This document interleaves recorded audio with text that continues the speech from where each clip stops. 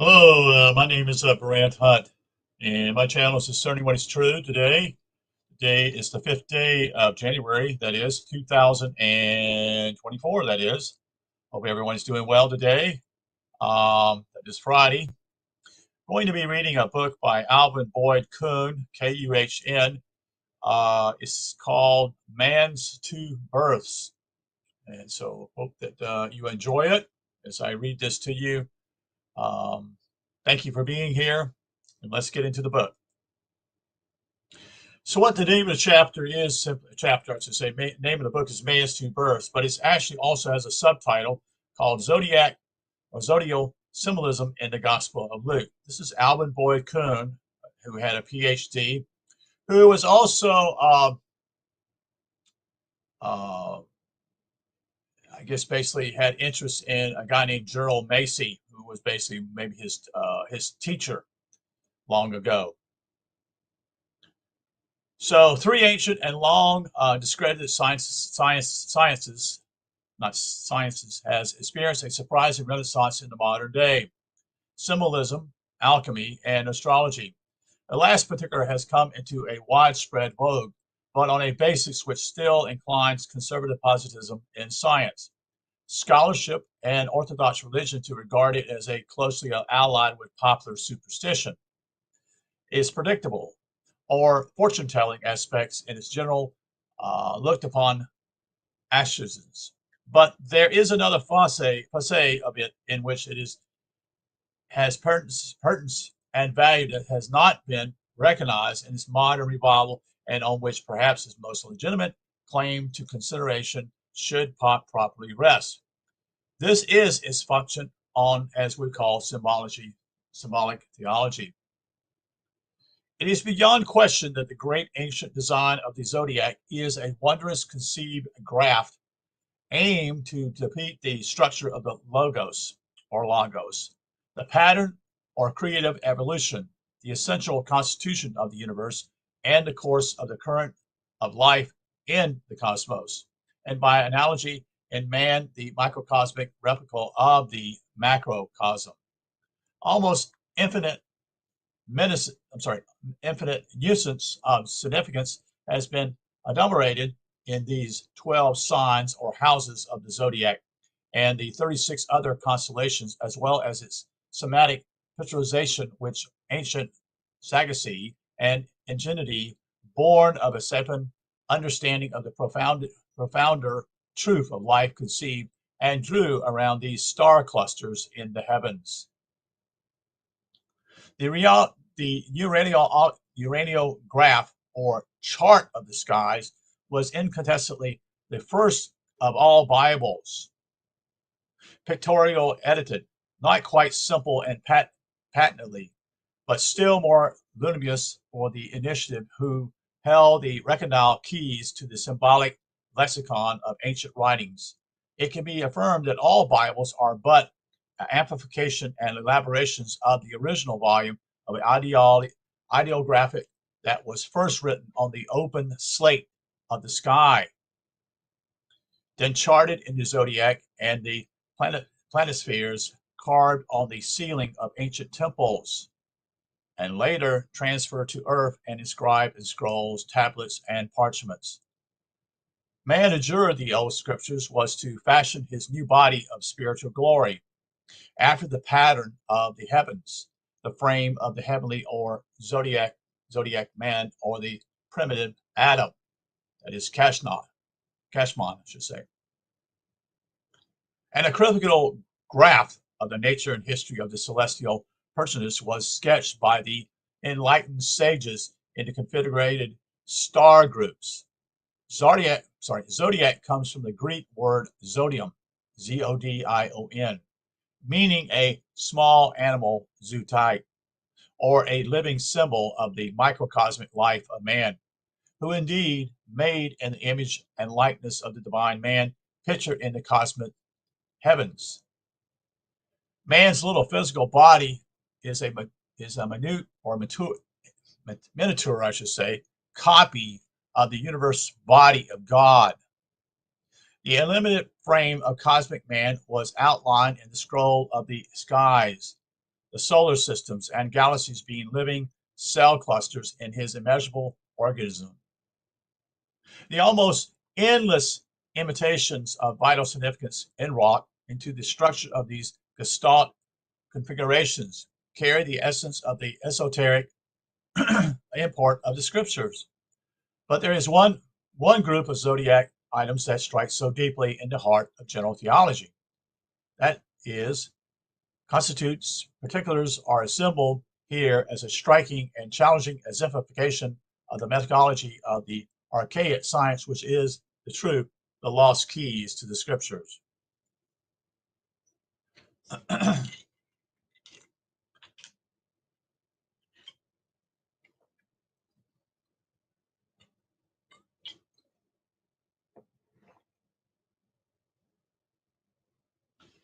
This presentation will serve as an introduction to a vast body of evidence which will prove beyond controversy that biblical theology rests more completely on astrological symbology than has been discerned in any age since the ancient days. The republication of this outline will come as a matter of a general momentousness, enforcing as it must a new approach through a new avenue of technology to the proper interpretation of the Bibles, yielding a quite new and revolutionary orientation of their true meaning.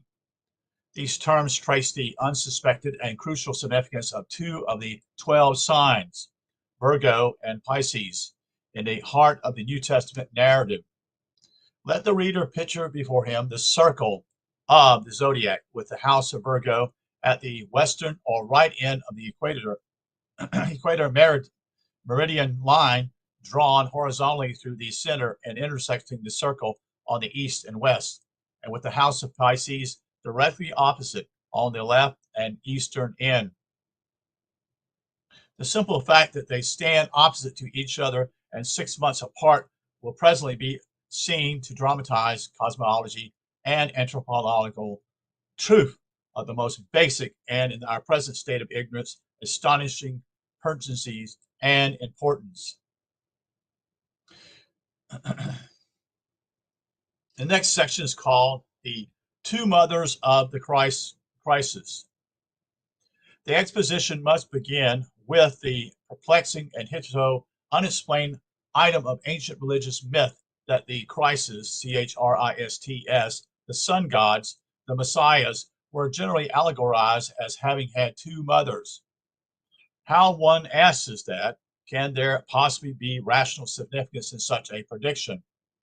It has been put out of serious consideration as just another of the extravagant conceptions of ancient primitive unintelligence, just some more of their rubbish of fantastic pagan superstitions. It will therefore come as a surprise and shock if intelligent re-examination forces us to realize that in particular, that in profundity of knowledge and somatic skill in portraying it in ancient perspicuity so far surpassed our own in this field of anthropology science that we are found to be the ones still immense in primitive superstitions, not the ancients. And I pointed this out today that many people have no idea that we live in a postmodern world. So a postmodern perspective is what I would call a jettison of what we call throwing out what was in the past. Its whole validity is built on cardboard. It doesn't hold up. It doesn't stand, you see. The days we live in, it's not based upon logic. It's not based upon any of that thing anymore. It's based upon a lot to do with, I want to do what I want to do, or a lot to do with emotions. Anyway, I don't want to get into that diatribe. But anyway, the idea here simply is continue on. This dual maternity parentage of the messianic characters should not have appeared so outlandish and bizarre, seeing that the gospel of Jesus himself, dramatic figure in the divine principle in man, categorically announced this very feature in declaring to Nicodemus that you must be born again. You remember that statement that Nicodemus did? Do you remember that he came to him by night? Nicodemus met him at night, and the question Nicodemus was simply is, how do you become born again? You remember that? I do. I remember that being taught in church. Read that. The startled Nicodemus asked if this means that he must enter a second time into his mother's womb and experience a second birth in the natural manner. But Jesus, implying that this idea would be preposterous, of course it would be, replies that you must be born of water and the Spirit. What is that, folks? What is water? That's one of the elements, isn't it? The four elements. And what is spirit? Is it not the air? It must be noted here that the Latin word spiritus, translated that is in spirit, in many passages means also air, breath, or wind. Taken in connection with the great basic uses of the scriptural symbolism of the four primary elements, that is earth, water, air, and fire, this air symbol at once assumes a position of the deepest revelatory moment. You see, Nicodemus met him at night, which is another thing. He was actually, I think, and we can just kind of lay it out a little bit here, is that I think he was afraid to even ask this question in public in front of Jesus. So he met him at night. And that's just my gesture or thinking here. But I think that's what transpired. It was that simply he was afraid to ask this question because it was to him, it was very personal. He said, well, what do you mean by being born again? So what he was thinking of was the literal interpretation. That's what he thought. And that's what most people today are looking at the Bible as a literal interpretation. And it's not a literal interpretation at all, you see. The body of the physical, natural first man of the earthly, was symbolically conceived as being composed of the two lower or coarser of those, what we call four elements, earth and water, while air and fire representing mind and spirit, that is co-meaning to constitute the higher or spiritual man, the second Adam, or the Christ or Jesus statement to Nicodemus could then as meaningfully have been phrased, born of water and air. Thus, we see a new significance in the statement of John the Baptist, in which he uses three of the four elements to symbolize his meaning when he says that he, the forerunner, I should say, of the greater Christ, baptized us with the two lower elements, water and earth. But he omitted earth, which should have gone with it. Someone omitted it, I should say. But that the mightier power of spirit that is to subvene after his preparatory work had been accomplished will baptize with us with the Holy Spiritus, again, with the air and with fire. Jesus thus affirms that we have two births, necessitating two mothers, and John as the corroborating datum that we have two baptisms. Since man, spirit, and soul is indestructible fragment of God's own eternal spirit, truly a tiny spark of that cosmic intelligence and love which we call the mind of God, the ancient symbolism typify the divine element in man by fire. And in contrast, immermet the lower human elements by water. The fiery essence of soul is housed in a template of flesh and matter, which is 7/8 water by actual composition.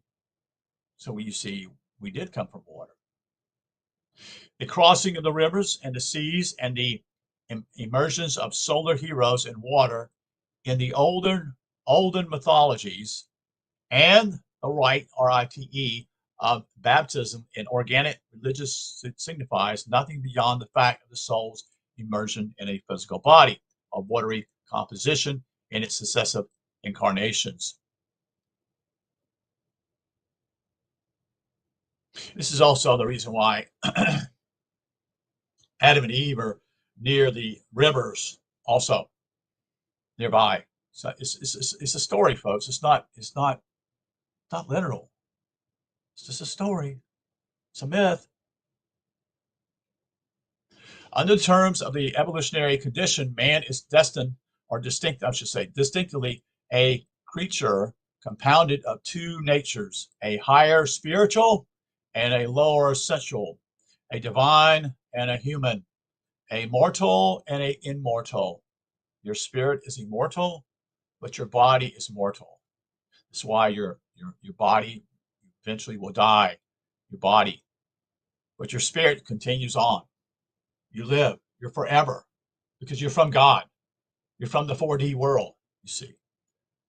And by symbolism and a fiery and watery, the two being conjoined in a relationship of mutual beneficency in the organic body of the lower physical self, says Herculeus, quote, man is a portion of cosmic fire, imprisoned in a body of earth and water. And earth meaning simply is clay, you see. And the other part simply is water. We are actually, like he says, 7/8. I think he said 7/8. I think it's water. Water. Yes, we are all water.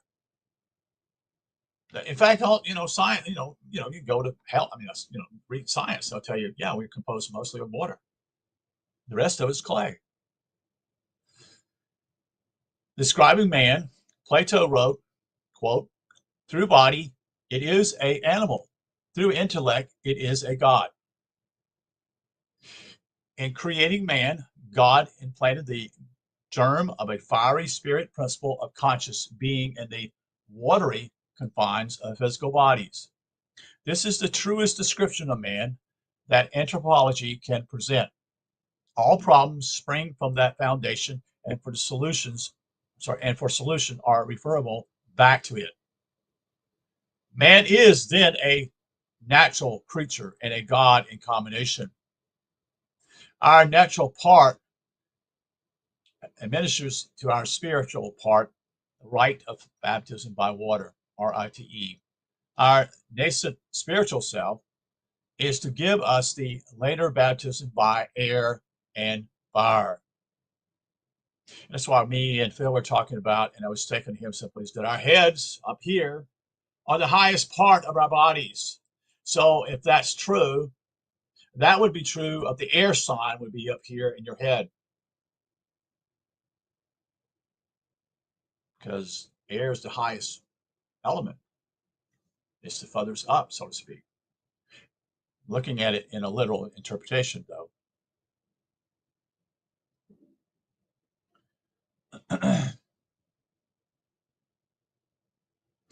We are born first as the natural man, then as the spiritual, the latter crowning the former. So see, we are natural man when we come from our mother's womb. And later on, as we get older, we're supposed to move in the area of spiritual. That is, find out why we're here, what is our purpose, who made us, where do we come from, and how do we rectify that? Are we born first by water, then by fire? Of vital significance at this point are two statements by St. Paul. That was not first, which is spiritual, but that which is natural. And first that which is natural, then that which is spiritual. Again, he says, for the natural man comprehended not the things of the spirit. Of course not. You can't. Neither can be. Of course he cannot, for he is not yet at thy higher amount of evolution.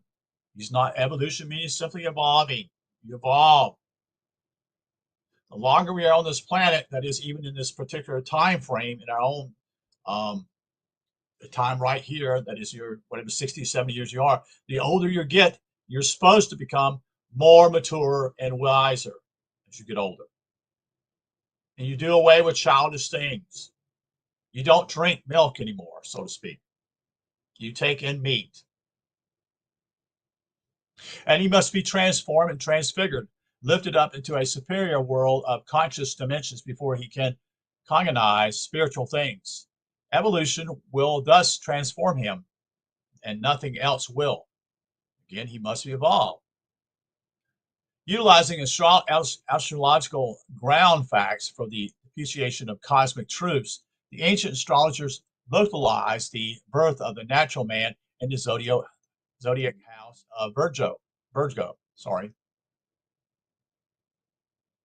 and that of the spiritual man in the opposite house of Pisces. These then were the houses of the two mothers of life prodigies. The first was the virgin mother, the the primordial symbol of the Virgin Mary. Thousands of years before Christ, Virgo gave man his natural birth by water. Yes, man, because known as the water mother. Yes, they have to break when a mother has a child. They have to break the water. There's water around the body that is within the child, so to speak. The water comes out of the womb. Um, that's just demonstrating that. So Pisces, the fishers by name, gave him his birth by the fish, or in the sign of the fishes, and was denominated the fish mother. The virgin mothers are all identified with water as symbol, and their various names, such as Merit, Mary, Mara, Myrrha, Miriam, Mora, Venus, born of the sea form, stirred up between the knees of Jupiter, as he waded through the seas. Tillman, Titmat, and Thallium, that is Greek for sea, S-E-A, are designations for water or the sea. On the other side, there are the fish avatars of Vishnu, such as the Babylonian Ionians or Dagon. Fish in Hebrew is Dag, D-A-G, and the goddess Adogaddis and Semiramis were actually called fish mothers. Quote, Virgo stood as the mother of birth by water, or the birth of man the first, earthly, in a watery body. Pisces stood as the mother of birth by the spirit, or by fire, or the birth of a man the second, described by St. Paul as the, quote, the Lord from heaven, end quote.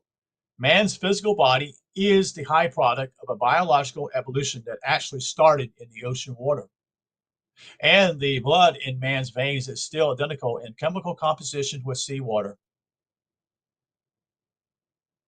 Virgo was poetized as the water mother of the natural man, Pisces as the fish mother of the spiritual man. So Virgo was the first of the two mothers of the god to be in the life of mankind, and Pisces was the second. Next section is called Conceive in Heaven, Born on Earth.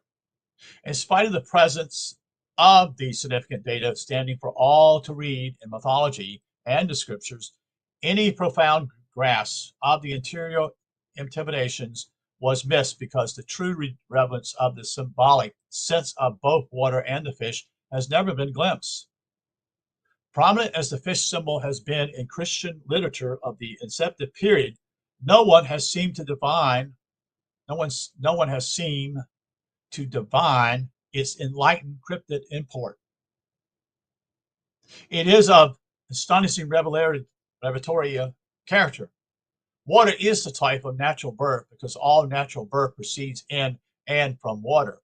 All first life on our globe originated in seawater, and all vegetation must have water to maintain its life.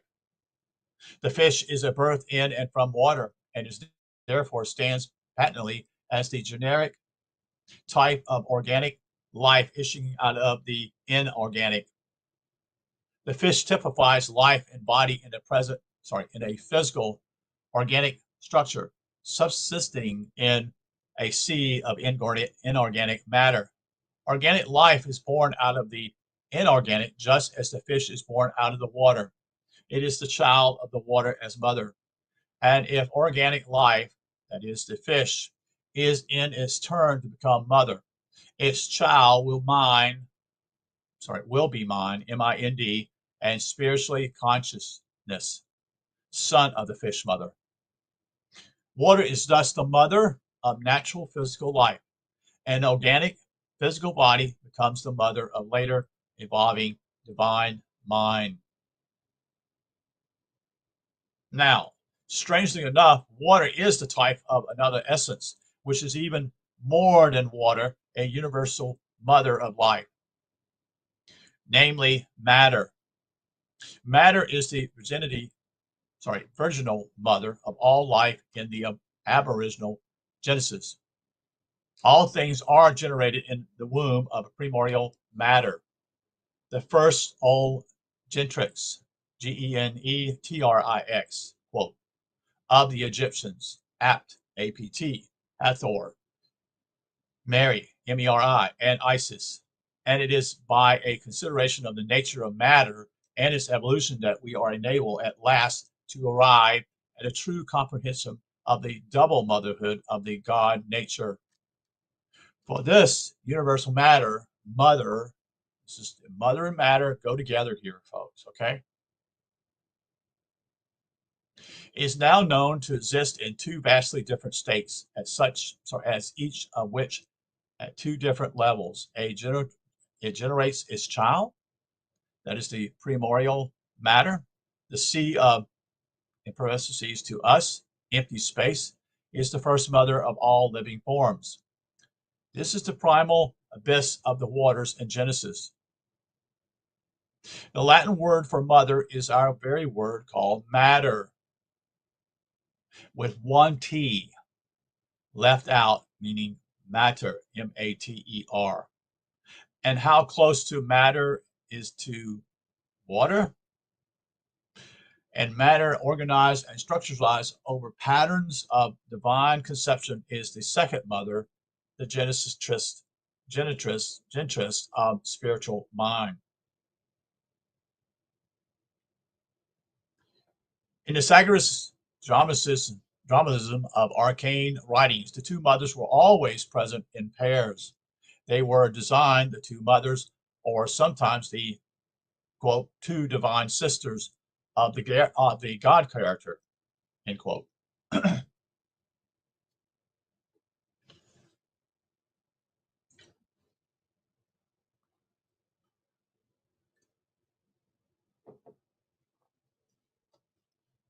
Or they were wife and sister of the central deity, as Juno was wife and sister of Jupiter, and Isis was wife and sister of Osiris. Others were Venus, Ishtar, Cybele, Mylitta. In ancient Egypt, they were first Apt and Neith, Neith. Later, Isis and Nebuphai. Gerald Massey relays Neith to Net, in parentheses, the device to catch fish. Clues to their functions are found in the great Egyptian Book of the Dead. And there was that the mystery of this double motherhood of life was solved. For here is revealed that the function of motherhood was, so to say, bisexual into two, I'm sorry, not bisexual, bisected into two phases, so that of the two mothers, Isis identifies. Each was seen to have performed but one half of the function of motherhood of the infant God, thus requiring the two of them to consummate the birth. For the text reads, Isis conceived him, and Nephthah gave him birth, end quote. Again, with a shift of suggested symbolism, it is said, quote, Isis bored him, and Nephthah sucked him, end quote. Even with these data, the full sweep of the true import was not caught until a further clarification was found in another verse, which ran, quote, heaven conceived him. The taught, T-U-A-T, brought him forth, end quote. With this came the brilliant flash of clear insight into the mystery. For Heaven, in parentheses, quote, is precisely the place or the state of the first matter mother, the firmament, end quote, of empty space, and in the bosom of this first mother form the unit potential of the seed of divine mind to be is conceived. All later potency of a godly mind is latent in the depths of subatomic matter. Quote, the shape of things to come, end quote. In the evolution of universal life is archetypical, conceived at the arc of the cycle when spirit and matter, as yet undifferentially, are identical and homogeneous. Spirit yet slumbers in dreamless unconsciousness, and matter exists only as what the Hindus call multo prakritika, that is, quote, root of matter, end quote. All things are initially conceived in the innermost heart of primordial being, where spirit as father and matter as mother. So there's the whole idea of Shakti and there's always Shakti, Shanti.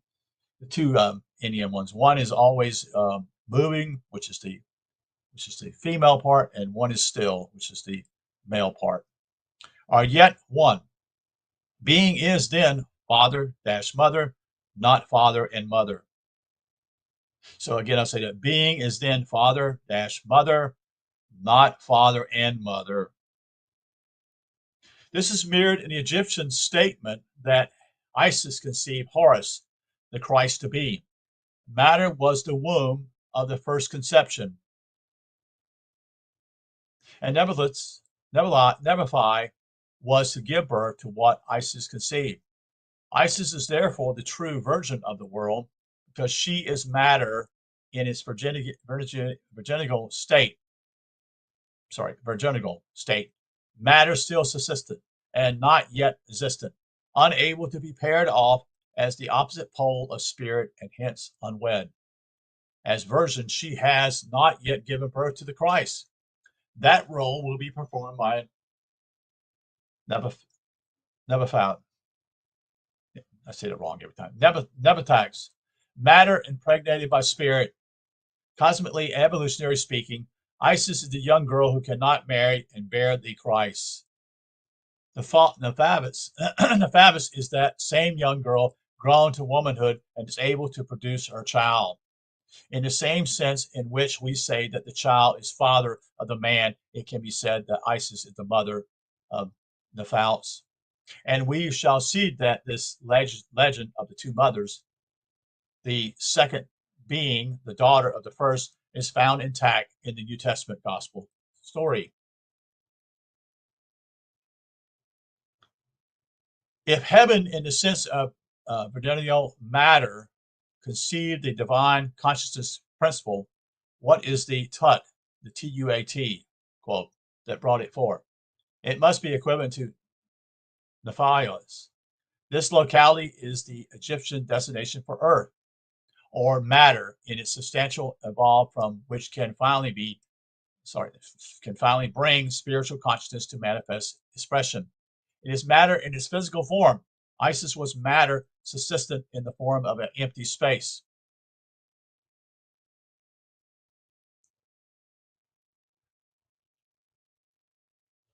Nephal was atomic matter, existent as visible structure form, or the, quote, fish.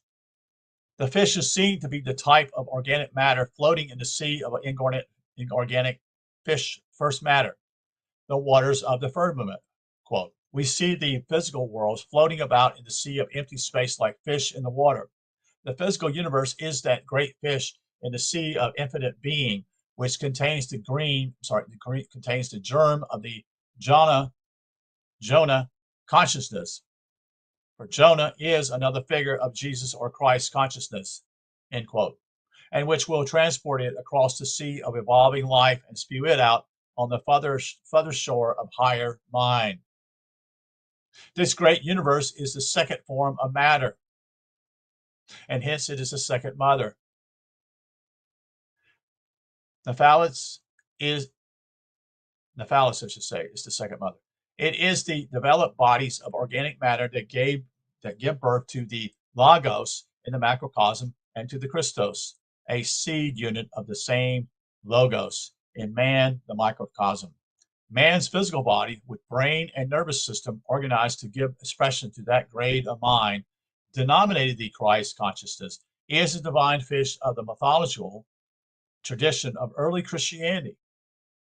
One needs only to refer to the Greek designation of the Christos of the processional period of Pisces as Ittites, the fish, to be amazed at the play of the symbolism in the ancient day, precisely when Christianity was being formulated. For the sun had entered the sign of the fishes about 255 BC. See, all this is connected with astrology. It's connected there, you see. That's why there's no real Jesus, folks. These are stories, but they have enormous spiritual implications. So, under the conception of the divided function of motherhood, it can be said that man's future Christhood is conceived in the womb of Isis and brought to birth from the womb of Nephites, the second mother, the immediately incubator and gestator of the Christly power in the world. One might analyze the situation by thinking of a human child as first conceived in the minds or in the love of his parents and later born from the womb of his physical mother. For this life has two births, must have a mother for each, you see. It is conceived by the mother and born by the daughter. Life is spiritually conceived and physically born. Man is born first as man by water, the sea of primordial matter, in whose depth he is conceived, that is, then he is reborn later as God, that is little God, G-O-D, little g, by the fire of spirit, emerging with biological life out of the womb of the sea, the water mother. The two mothers can be sharply distinguished as these two forms of matter in the following delineation. The first, or virgin mother, is matter in its first creative form. That is, invisible, inorganic, unsubstantiated, in our sense, and subatomical. The second mother is matter in its later evolved form as visible, organic, substantiated, and atomic. The first mother, the virgin though she is, generated her child, organic matter, who by virtue of her immaculate conception was confusedly still called virgin, quote. And this daughter, grown to adulthood by evolution, became the second, or, quote, fish mother, and in her turn produced not now a daughter, but her son. The masculinity indicated a spiritual and not a further physical prodigy, the birth of mind from matter. As hinted a moment ago, the genealogy of divine lineage is found in the New Testament of Christianity. The first mother, corresponding to Isis, is Anna, A-N-A, and the second mother is her daughter, Mary. So her first mother was Anna, A-N-N-A, and the second mother being her daughter, Mary, who bears the Christos, that is Jesus, and Anna and Mary are the Isis and Nephi of the Christian dispensation. And it is a question whether the Christian Anna and the Hebrew Hannah are not immediately derivatives from the Egyptian An, A-N, Ani, A-N-I, Anu, and was a alphabetical glyph for existing being, and was the same of the human entity evolving to the deity in the Book of the Dead. Anu will come to astonishing significance a little further on. Next section is called the House of Breaking Bread. The first, or virgin birth, was depicted as taking place on the western side of the zodiac, in the house of the womb of the Virgin Mother, Virgo. This allocation was due to the fact that it is in the West that the sun, that is the universal symbol and embodiment of the fire of spirit, descends each evening into the earth and water. That represents the body in which the soul incarnate, I should say. This body itself being composed of those two elements, earth and water. So man is zodiacally born in water as natural man, or the on the western side, and is to be reborn or regenerated as spiritual man. Because that's what we're here for, folks. That's what we're here for. We came from spirit. We came from God.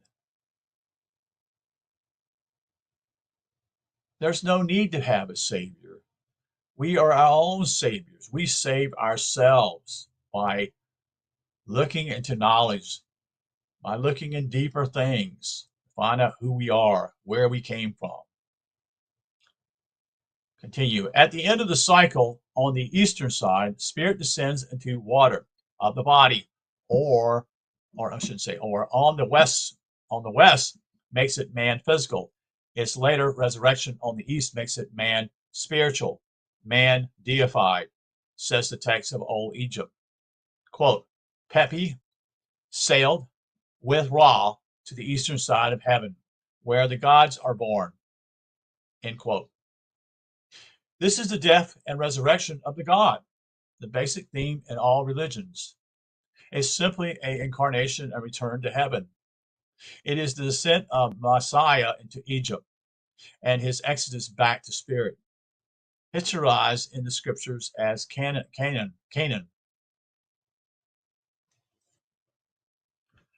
Further browsing into the ancient tomes brings to light links of connection between the zodiacal picturization and the Bible.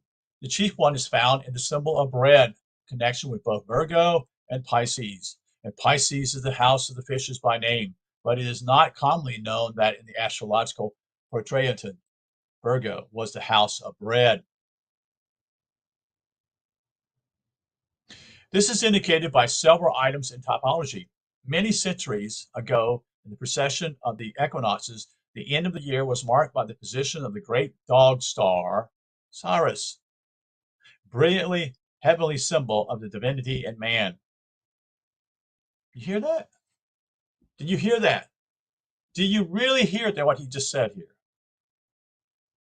Many centuries ago, in the precession of the equinoxes, the end of the year was marked by the position of the great dog stars, Sirius or Sirius, brilliantly heavenly symbol of the divinity in man. Precisely at midnight of December 24th, this bright sun stood on the meridian line running from the zenith to the south. At the same moment, there was rising on the eastern horizon the constellation of the Virgin, bearing in her left arm the Christ child, symbol of the Christhood coming to function in man. And in her right hand, she clasps the great star Spica, lack of a better word, lack of pronunciation here, Spica, Spica, meaning Latin, a head or spike or wheat.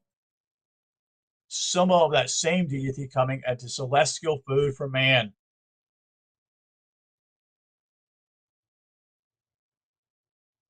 It must be remembered that the gospel Christ told us that if we would have eternal life, we must virtually eat his body as our divine food and drink his blood. Hence, typus representing him as coming into the form of nature of man, the human babe, and coming as spiritual food and emblemed by wheat.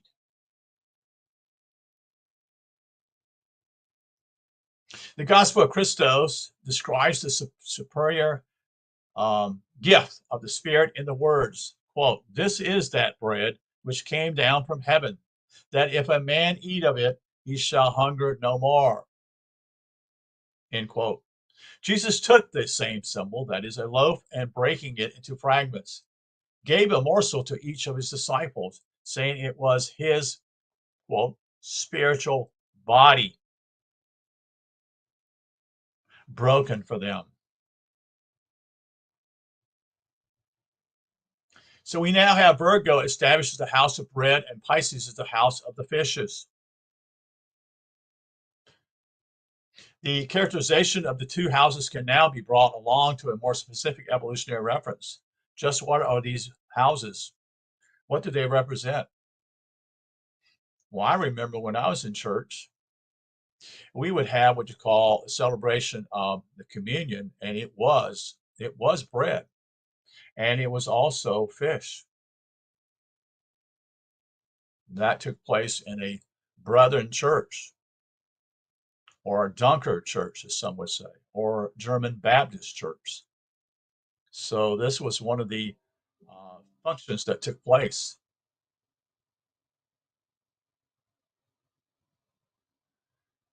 So what do they represent? As always set forth, they are poetic graphs for the two states of matter, but now they are to be shown to stand for something to immediately relation to man's life. It should not appear too extravagant a decoration if the evidence warrants our assertion that in the ultimate revolution of their meaning, they are in the allegory. They are in the allegory to be considered as the human body itself. But these physical bodies of ours consist of matter in both its visible and invisible forms. As St. Paul tells us, we have a natural and spiritual body. Man's body itself houses the two mothers.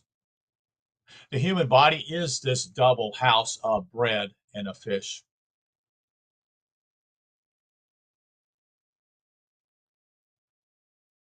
And that's illustrated by Phil Langdon sharing one thing I remember him sharing with us a couple months ago. Bread means Bethlehem. The word Bethlehem is bread. The next link is seen when it is considered that the physical body is for the soul, the house of death, and its regenerative phase, the house of rebirth. It is the house into which the spirit descends and which it suffers. And we do suffer here, folks. All of us do, in all matters, in every matter, so to speak. It's just not physical. It's a lot to do with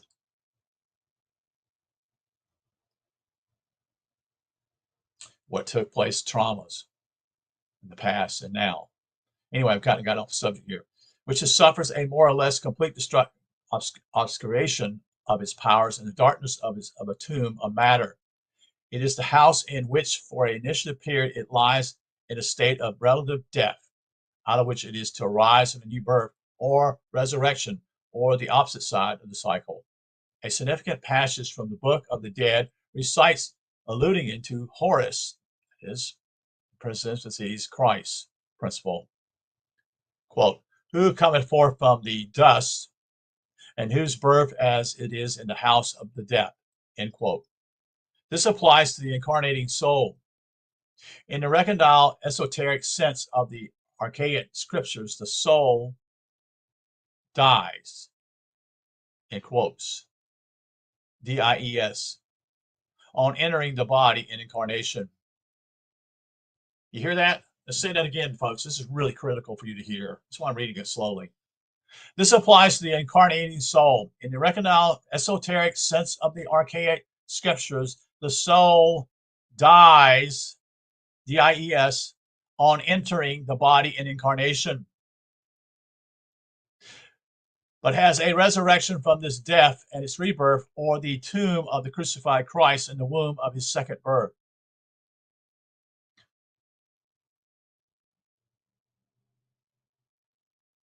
So we're supposed to resurrect our souls here, aren't we?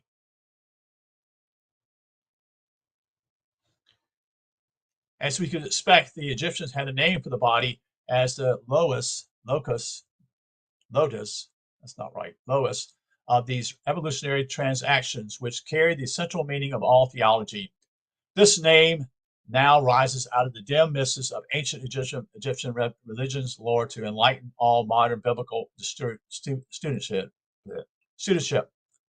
This city of the body, wherein the Son of souls sank to its death on the cross of matter to re-arise in a new generation, was called the city of the Son. which is Greek, became known as Heliopolis, but was in the Egyptian Anu.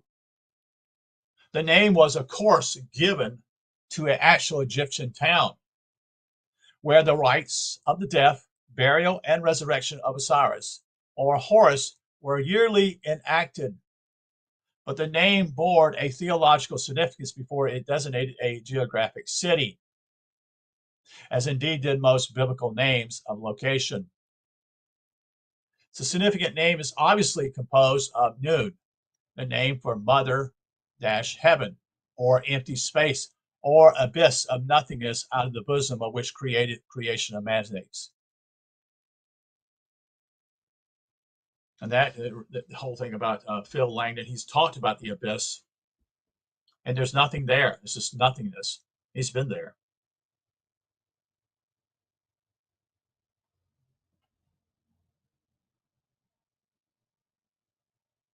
The A, that is the alpha privative in brackets, means as it does in thousands of words in brackets, that is in quotations, not. It is a prefix to a host of words to negate a affirmative meaning, as atheistic, amoral, a systematic, a what we call amnesia, a symmetry, amoral, anut would then mean literally not nothingness, or a world of concrete actuality. Negation of a negative posits a affirmation. It refers thus to our world of physical manifestation, precisely such a world it is which unions of virginity consciousness go to their death and again rise out of it. Says God in the Old Testament, I cast down to death and I raise up again. Quote, anew is then the physical body of mortals on earth. The soul descends out of the waters of the abyss, or the nun, which is simple space in a primordial undifferentiation. So nun, neuter, nun, masculine, and nut, N-U-T, is feminine, is the cosmic negative, the name and sign of all non-being. When life is reintegrated at the end of each cycle of outgoing and returning to completeness of its restored unity, it is negative. It is the nun. When it is undifferential as spirit and matter, it is neuter. To manifest its potential life it must disintegrate its unity, segregate itself into the duality of spirit and matter, establish positive and negative tensions, and from that split up into infinite multiplicity.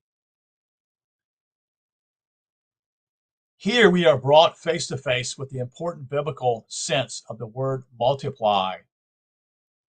That's in quotes there. To exhibit its infinite creative resources, life must multiply itself endlessly. The unitary life of deity must break itself up into infinite fragments of itself if it is to fill empty space with a multitude of worlds and beings of diversified natures. The primitive seed or mother must engender a multitudinous progeny to spawn the limitless schools of organic, quote, fish worlds, end quote. This is the meaning of the promise given to Abraham that his seed should multiply until it filled the earth with offspring countlessly as the sands and the stars. And if the life divine was symbolized by bread as a type of the first birth and by fish as a type of the second, then we might expect to find in old religious typology the allegory of a Christ persons multiplying loaves and fishes to feed a multitude. Should we be astonished then when we do find that the gospel of Jesus does this very thing? That leads us to a significance of the two numbers woven into the story are not too clear.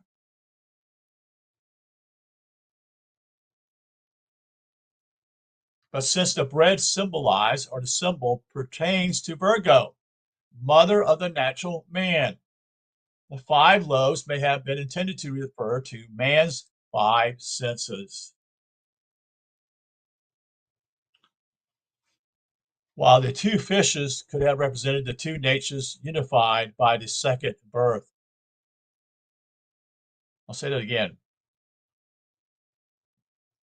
Everything in Scripture is there for purpose, folks. And it's almost all of it is, it's not literal. It's symbolic.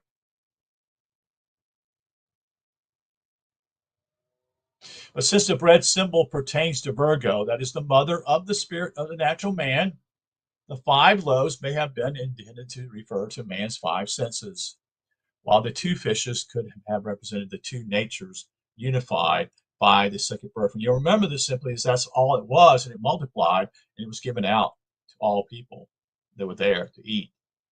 But it was not a literal story, folks. And you'll notice that how many, I'm trying to remember, I want to say 5,000. And one of that numbers also, I don't know if he deals with that or not. Didn't he feed the 5,000? I can't remember. Was it 2? I think it was 5,000. That's what pops in my head. I could be wrong. This is astonishing enough in all conscious, but even it yields in wonder to the next item of comparative religious data, which came to our notice as a further tie between the Bible and ancient Egyptian mythology. Who can adequately estimate the seriousness of the challenge which this finding of scholarship throws down to gospel historicity? For a thrilling discovery, indeed, it was which brought to notice a passage in the Book of the Dead that refers to Anu as the, quote, the place of multiplying bread. Here then, in the long silent tomes of old Egypt was formed the original, the prototype of the miracle of the loaves and the fishes of the gospel of Christianity. In the light of this correlation of material, it is seen that a new and enlightened meaning must be read into the New Testament episode. The revelation indeed makes it necessary to lift the incident quite out of the realm of history and orient it into that of allegory. Thank you. Because it's not history, it is allegory. For at last we are given a lens of proper focus through which to read aright, for the first time in centuries, the hidden sense of the gospel narrative. We see that Anu, as the physical body, is the place wherein the unity of the crystally power is broken into an infinite number of fragments, which are distributed out among a multitude of God's children in hunger after a 3-day fast. This later detail can readily be taken as referring to the deprivation of spiritual food suffered by souls in their sojourning in the 3 elementary kingdoms, mineral, vegetable, and animal, before attaining to the plane of mind, M-I-N-D. St. Paul lends authority to this rendering in saying that before we develop the Christ's mind, we are in bondage to the elements. In several passages, the, quote, elementals, quote, of the world, meaning the powers of nature as yet unilluminated by mind. Here are all the components of the intermeaning of the Christian Eucharist, the broken but multiplied fragments of the body of the God distributed to feed hunger,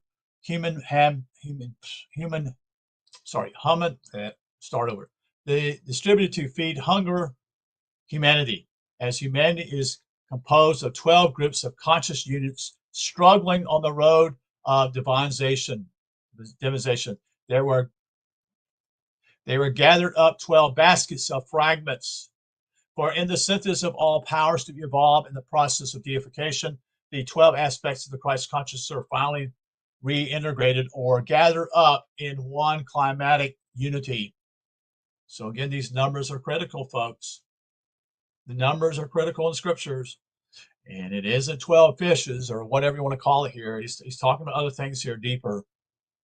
Disposed of 12 groups of conscious units struggling on the road of divinization.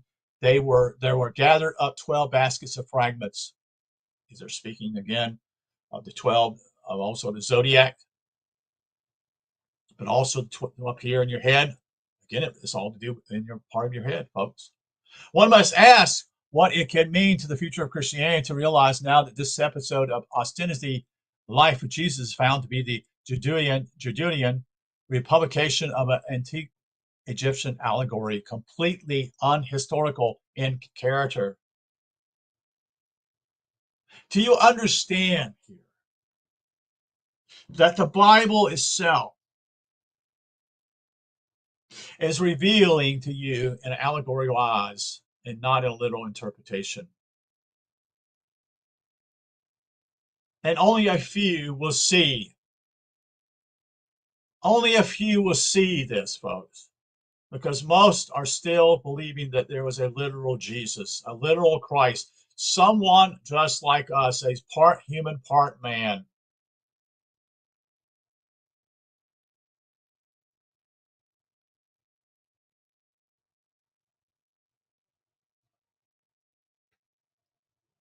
The next section is called the House of Fish.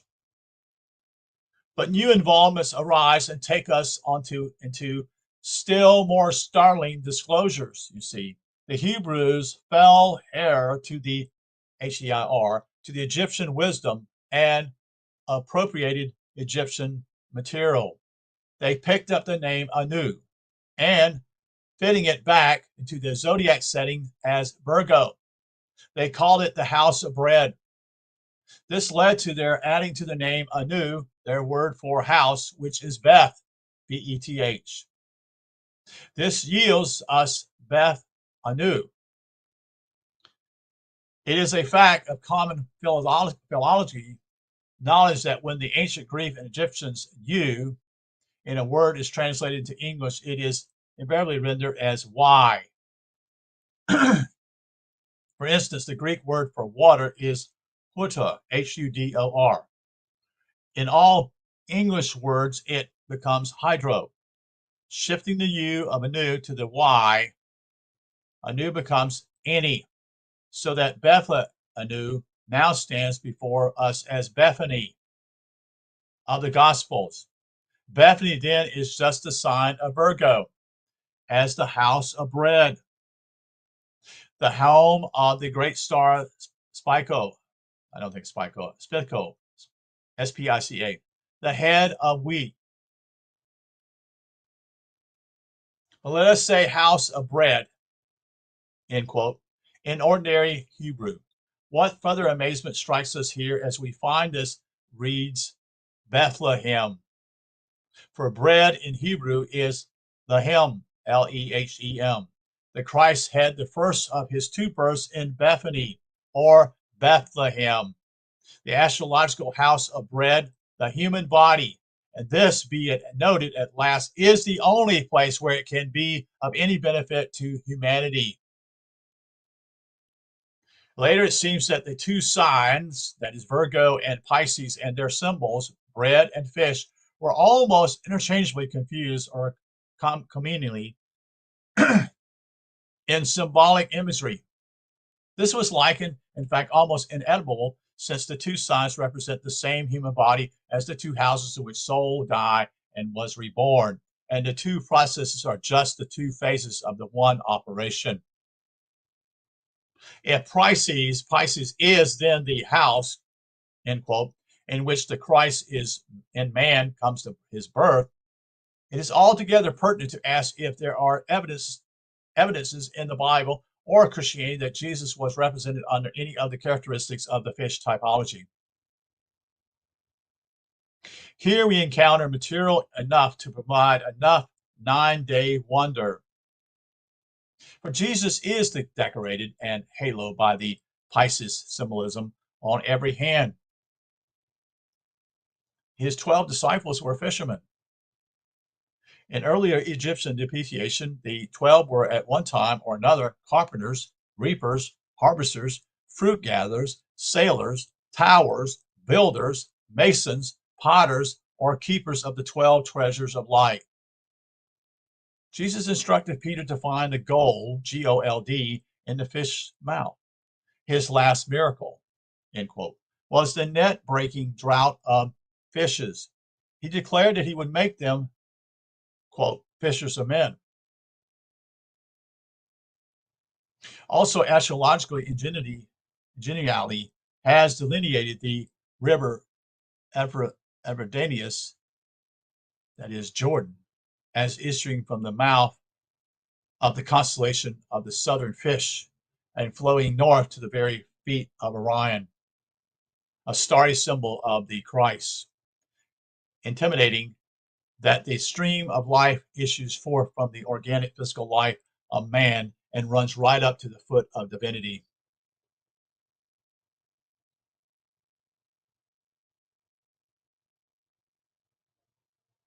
The bishop's mitra in Christianity is the shape of the mouth of a fish. In the catacombs under Rome, the symbol of the two fishes crossed in the X form was displayed on the forehead of the Christ image at his feet, or on a plate on the altar before it. And the Romans, for several centuries, dubbed the early Christians Pisciculi, that's Pisciculi, meaning little fishes, end quote. Members of the, quote, fish cult, end quote. Augustine and Tertullian both likened the Christian laity to little fishes, end quote, in the sea, Christ being the great fish or whale. And perhaps the crowning datum in all this piscatoria Christianity is the fact that the Greeks denominated the Jesus avatar figure as Ichthys, Ichthys, the fish. They would doubtlessly have allured to any clamor at this time for the mantle of Messianic messengership under the title of Ichthys, Ichthys, even if the Christian movement had not thrust on the world the gospel character of Jesus as humanized Savior.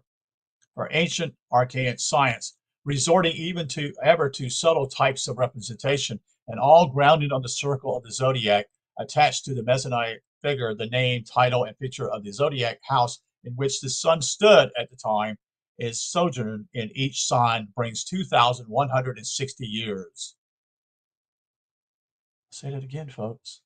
In each sign being 2,160 years.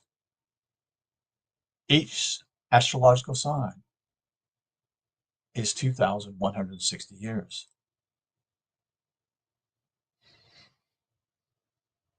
When the sun, S-U-N, was entering Pisces, ancient astrological observations would in any event have saluted the embodiment of the coming God power as Ichthys, Ichthys. So, see, it never was anything to do with a real Jesus, folks. It took place in the zodiac. And you multiply 2,160 years times 12, and I'm going to do this by longhand.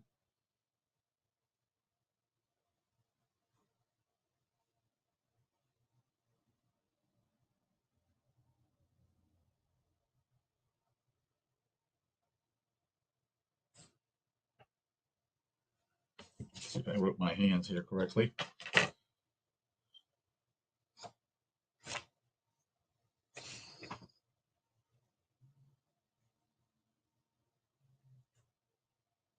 It's 25,920 years, almost 26,000 years. And that means going around the whole astrological 12 signs until they start again.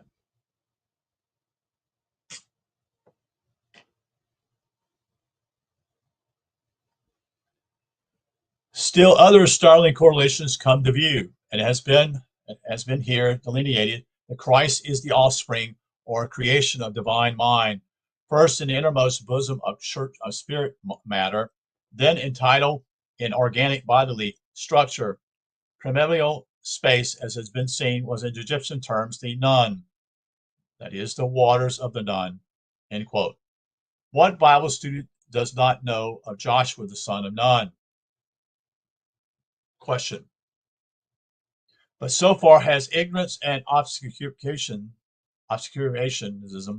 gone with its deadly work in biblical literalism that hardly anyone knows with defined definitions that Joshua is just a variant, that is, one of some of 10 or 12 forms of Jesus.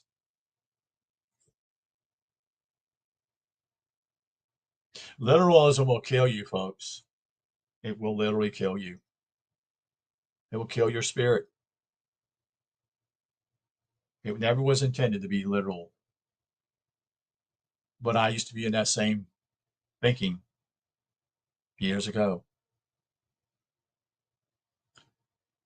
The phrase has actually been found written in ancient texts as Jesus, son of Nun. Quote, at any rate, there is no question, and there can be none, that Joshua is Jesus, no less. This asserts that both names in various versions of Messianic legend stood for the one same type of figure representing man's coming deity. But the wonder increases when we turn to the Hebrew alphabet and find that while M is called and spelled Mem, M-E-M, it means water. It is called and spelled Nun and means, of all astounding things, fish. Jesus then is son of Pisces, the fish sign, as indeed he is in the Gospels themselves.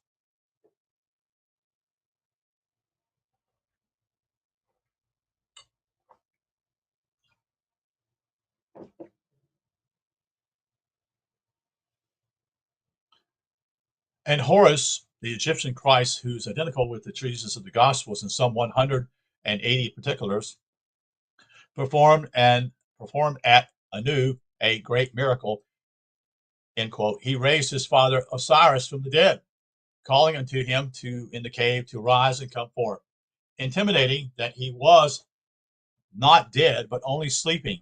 Anu, as has been seen, becomes Bethany of the Gospels. And it was at Bethany that Jesus raised Lazarus. Remember that? At Bethany, that Jesus raised Lazarus from the dead. And we run into another amazing link when, through Egyptian sources, we are enabled to establish the identity of Lazarus. This is close to the greatest of all marvels of this chain of comparative data, where we find that the ancient designation of Osiris was Azar, A-S-A-R. Now the Egyptians consistently expressed reverence for deity by prefixing the definite masculine article, putting the D in front, T-H-E, to the name of the chief of their gods. This was Osiris, just as the Christians say, or should say, the Christ. They said the Osiris. And there applies here another point of language usage not discovered by scholars, but pertinent to our elucidation, is that the definite masculine article, the, T-H-E, connotates to deity in ancient writing. Our definite article, the, in quotes, is the root of the Greek word for God, theos, to which the Greeks prefixed their masculine article, ho, H-O, theos. The Spanish article masculine, el, el, in the Hebrew word for God. And the Greek masculine article, ho, ho, is a Chinese word for deity also. To say the Osiris was equivalent to saying Lord Osiris. So when the Hebrews took up the Egyptian name and titled their converted the name of Osiris, end quote, or another quote, Lord Osiris, directly into their own vernacular, with the result emerging as El Azar, quote, then in turn, the latter Romans, speaking Latin, took up the same material that had come to them through Hebrew's hand and to El Sarah. They added the common Latin termination of the second declaration masculine noun, in which most Roman men's names ended, namely us, us, end quote. And the result was now El Asaris, E-L-A-S-A-R-U-S, end quote. In time, the initial E wore off, as the scholars face it, and the S in Asar. ASAR, quote, changed into the sister letter Z, leaving us beholding in our hands the Lazarus, whom Jesus raised from the dead at Bethany. So the allegory of raising of the Egyptian Osiris from death by his son, the Christ of Egypt at the Egyptian Anu, became the raising from death of the Hebrew Lazarus by the Palestinian Christ at the Judean Bethany, and what was sublime spiritual dramatism became incredibly history, end quote. To support the contentions that this derivation, I should say, is not a fanciful invention or sheer coincidence, we find the Egyptian Azar, A-Z-A-R, end quote, reappearing in the names of two of the Hebrew priests in the Old Testament. Azariah, A-Z-A-R-I-A-H, and Eleazar, E-L-E-A-Z-A-R. The I-A-H or J-A-H appended to deify names substantially equated the the prefix L in Hebrew uses. But a further and for more authority confirmation of the linkage was found in one place in Renan's R-E-N-A-N quote, famous life of Jesus at page 308. The French theologian displayed an extraordinary knowledge of Judean history, geography, sociology, and religion, and connection with the elucidation here presented. This citation from the great book conforms the Christian exegesis with a challenge which it may be difficult to fend off. We quote the passage as follows, quote, the village of Bethany, in particular, situated at the summit of the hill upon the incline which commands the Dead Sea and the Jordan, and at a journey of an hour and a half from Jerusalem, was a place especially beloved by Jesus, end quote. Following this, Nirmal directs us to a note appended at the bottom of the page in which he references is to Bethany. Quote, now El Zeriel, or from El Azir, the Arabic name of Lazarus, in the Christian text of the Middle Ages, Lazarum, end quote. On the next page, 309, speaking of Mary, he states, quote, her brother Elzazar, or Lazarus, was as much beloved by Jesus, end quote.